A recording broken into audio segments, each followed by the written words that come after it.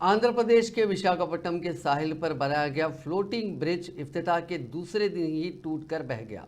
1 करोड़ 60 लाख रुपए की लागत से बनाए गए इस ब्रिज का इफ्तिताह इतवार को वाईएसआर कांग्रेस के रुकने राज्यसभा वाईवी सुब्बा रेड्डी और वजीर आईटी अमरनाथ गौड़ ने किया था। इस ब्रिज के 3 टुकड़े हो गए हैं। फ्लोटिंग ब्रिज के इफ्तिताह के दूसरे दिन ही टूटने पर इस पर बड़े पैमाने पर तनकीदें की जा रही हैं।